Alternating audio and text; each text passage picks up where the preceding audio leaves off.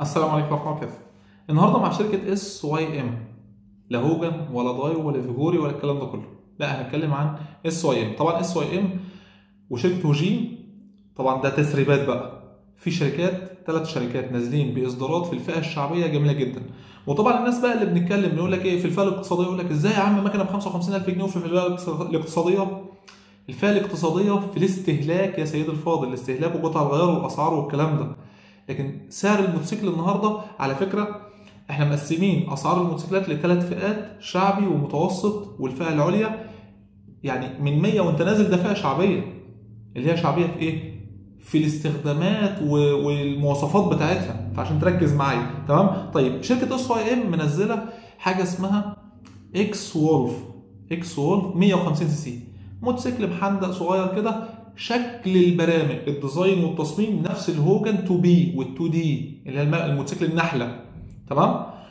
طبعا هو ما قلتش ليه البوكسر او التي في اس او الفيجور 26، لان فعلا الستايل بتاعه مدي على البرامج شويه، التصميم نفسه والديزاين نفسه. وعلى فكره ده اول تعليق ليا على الموتوسيكل ده. تمام؟ موضوع الديزاين بتاعه كان عايز يبقى اعلى سنه.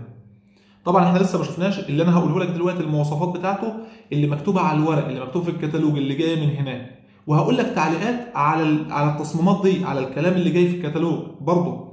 لكن ده اللي موجود والمواصفات اللي اتقالت، ولسه عما ان شاء الله الموتوسيكل يوصل لنا ونفك ونشحم ونركب ونشوف ونجرب ونصور والكلام ده، هقول لك فعلا المواصفات فعليه ولا لا.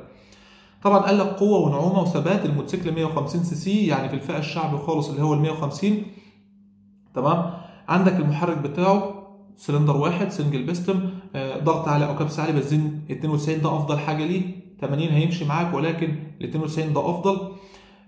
قدره المحرك الحصانيه اللي هو الهورس باور بتاعه 12.2 حصان، يعني زي الموتوسيكل العادي خالص، اللي هو مثلا البرامج برضه 12 حصان والكلام ده. طيب 2 صباب. تمام؟ تسارع مذهل. طبعا ده انا بقول لك ايه، الكتالوج بيقول لك التسارع بتاعه من 0 ل 100 في 9 ثواني و6 من 10. ده تسارع ممتاز جدا. تمام؟ وده برضه هنشوفه في التجربه بتاعته باذن الله. طبعا قدره تسلق عاليه حتى 38 درجه بافضل عزم وجهد للمحرك. الجميل في المساله ان هو يديك الحاجات دي كلها بايه؟ باستهلاك وقود جميل جدا. يعني كمان هيديلك قدره حصانيه بنعومه بثبات، بده كله باهتزاز منخفض ودقيق اقل وتسارع واستهلاك وقود منخفض لدرجه ان اللتر هيمشيك 48 كيلو. يعني 2.2 لتر، 2.1 لتر هيمشيك 100 كيلو. يعني انت يعتبر كده استهلاك كهرباء، انت كده ماشي. يعني مثلا اقول لك ايه، 40 جنيه يودوك من المنصوره للقاهره، حاجه ما شاء الله جميله. تمام؟ عمر تشغيل طويل جدا. وطبعا لما نتكلم عنها هنلاقي ان في تصميم او زياده في التصميم في المحرك نفسه. ليه؟ لان اي حاجه هيقول لي هنزود بيها كفاءه وعمر المحرك، يبقى انا دلوقتي عملت زياده في التصنيع، في القطع الداخليه للمحرك، سواء بالخامه او بالطلي، ان هو بيطلب ماده معينه فهيقلل من الاحتكاك والجوده وكمان. وطبعا ده كلام جميل جدا ويحترم. تمام؟ وعموما الكلام ده ممكن يكون فعلي، لان الشركه ديت بشراكه، يعني الاس واي ام بشراكه مع شركه تايواني، يعني الصناعه تايواني مش صيني، فهتبقى جميله جدا في موضوع الديزاين بتاع المحرك. طبعا نازل لك 5 غيارات. تمام؟ خزان الوقود او التانك بياخد 15 لتر بنزين. هو طبعا كاتب الاكبر من نوعه، بس هو مش الاكبر من نوعه، لكن هي مش هتفرق معانا اصلا، لان استهلاك الوقود جميل جدا. هو حتى لو ياخد 10 لتر بس، انت متخيل 10 في 48 ب 480 كيلو، فحاجه محترمه جدا يعني. وزي ما قلت لك استهلاك الوقود 48 كيلو لكل لتر. وفرامل باكم امامي وعاده خلفي، وطبعا ده كويسه جدا برضه. يعني حتى قطر الديسك الامامي 220 مللي والطنبوره الخلفيه 130 مللي، جميله جدا.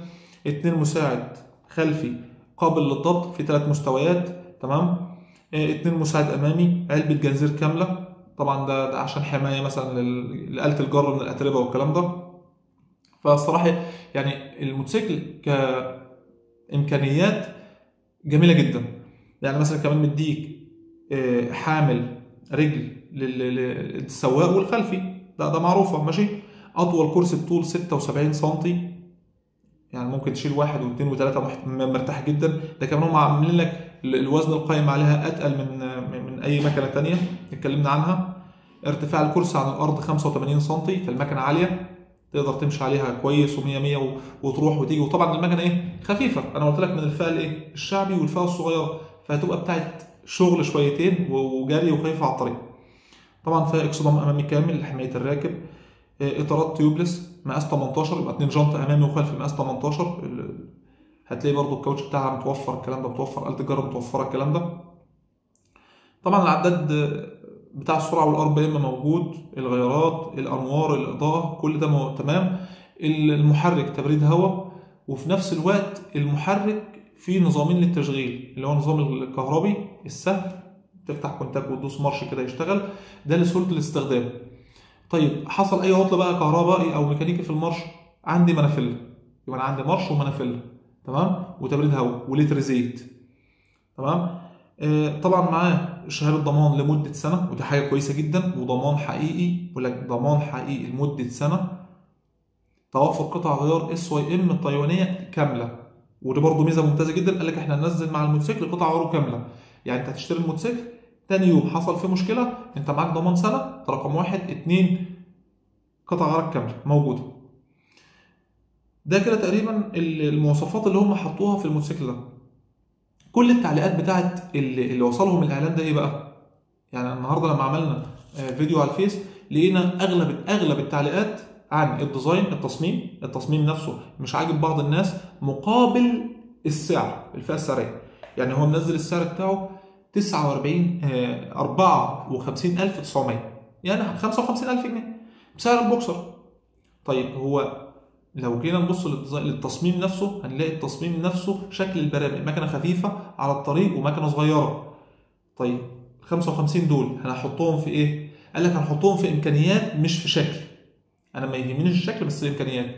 طب الامكانيات ديت هنشوفها وهنقول فعلا السعر ده مقابل امكانيات امتى؟ لما الموتوسيكل ده هينزل السوق ويجي الورشه ونركب ونجرب ونسافر بيه ونشوف امكانيات الموتور، وفي نفس الوقت بعد كده مع توافر قطع الغيار، وبعد كده مع الضمان الحقيقي للموتوسيكل.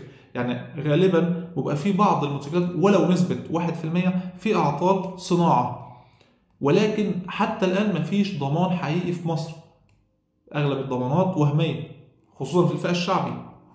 طيب نعمل إيه؟ لازم المنتج نفسه ينزل ونشوفه، نشوف الضمان، نشوف قطع الغيار، نجربه على الطريق، نفك ونشوف الخامات ونشوف الفلوس دي هتدفع فعلا. طب مفيش ديزاين، يبقى كده هتدفع مقابل جودة، مقابل خامات، مقابل إمكانيات على الطريق. الثلاث حاجات دول احنا مستنيين لما المنتج نفسه ينزل ويوصل لنا بإذن الله، ونجربه ونشوف ونقول فعلا ده يستحق الفلوس ولا لا. ولكن لغاية دلوقتي في شركة طلعت من المنافسة، ألا وهي شركة بوكسر، دي طلعت من المنافسة بتاعة الفئة الشعبية، دخل مكانها اس واي ام، لغاية ما نشوف إن شاء الله بإذن الله إيه اللي هيحصل في الفترة اللي جاية. وفي تسريبات إن في شركة مش هقول اسمها دلوقتي لكن منزلة منتج ممتاز جدا، اصبروا معايا بس كمان كام يوم إن شاء الله هنجيب الإعلان بتاعها. صلى على النبي صلى الله عليه وسلم، والسلام عليكم ورحمة الله.